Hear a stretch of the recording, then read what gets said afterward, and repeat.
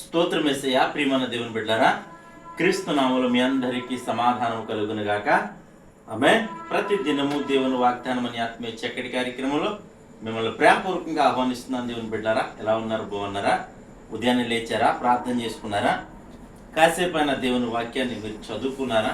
ఎందుకంటే దినములు చెడ్డవి గనక దేవునికి దగ్గరగా జీవించడానికి ప్రయత్నించాలనే మరి దేవుని చిత్తం గనక, మరి నా ఆశ కనుక మిమ్మల్ని ప్రతి దినము ఈ విధంగా హెచ్చరిస్తూ మిమ్మల్ని ముందుకు నడిపిస్తున్నానని తెలియచేస్తూ ప్రతి దినము దేవుని వాగ్దానం అనే ఆత్మీయ చక్కటి కార్యక్రమంలో వాగ్దానం చదువుతున్నాను. లూకాసు వార్త 21వ అధ్యాయం 36వ వచనం.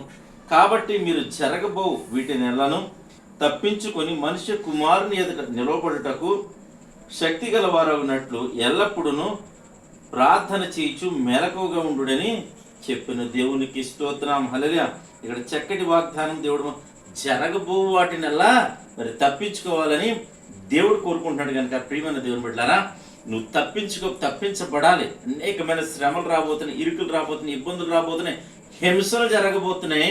అయితే వాటి నెలను నువ్వు తప్పించుకోవాలంటే నువ్వు ఎల్లప్పుడూ ప్రార్థన చేయాలి, మెలకువగా ఉండి ప్రార్థన చేయాలని మరి దేవుని వాక్యం తెలియజేస్తుంది కనుక మరొక చోట ఎలా ఉంటుంది, మీరు శోధనలో ప్రవేశించుకున్నట్లు మీరు మెలకువగా ఉండి ప్రార్థన చేయండి అని దేవుడు చెప్తాడు కనుక మరి అది ప్రభువారు చెప్పింది, ఇది ప్రభువారు చెప్పిందే. ప్రతి ఒక్కరూ మెలకువగా ఉండి ఎల్లప్పుడూ ప్రార్థన చేయండి, యేసు ప్రభువుకు ప్రార్థన చేయండి. ఆయనే ప్రతి శోధనను, ప్రతి హింసను, మరి ప్రతి వ్యతిరేకత నుండి దేవుడు నిన్ను విడిపించబోతున్నాడు అని నీకు తెలియచేస్తూ దేవుడి మాటలు దీవించును గాక. ఆమెను ప్రార్థన చేసుకుందాం. స్తోత్రము తండ్రి, వందనాలు యేసయ్యా.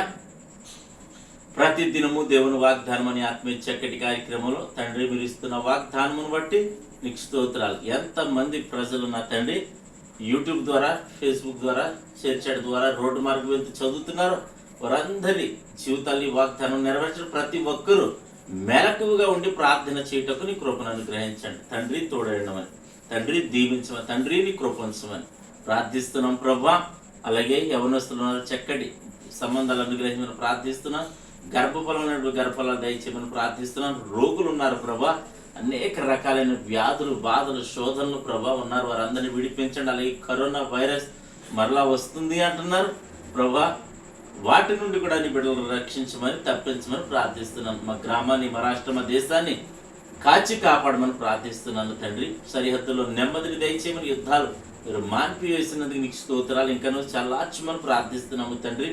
అలాగే ప్రభా, ఈ దినం నీ బిడ్డలు పెళ్లి రోజులు, పుట్టినరోజులు ఎవరైతే జరిపించిన వారందరి జీవితాలు నీ కృప కలుగునుగా కానీ ప్రార్థిస్తున్నాము తండ్రికి స్తోత్రాలు. సంవత్సరం అంతా దగ్గర వరపై ఉంచమని ప్రార్థిస్తున్నాం.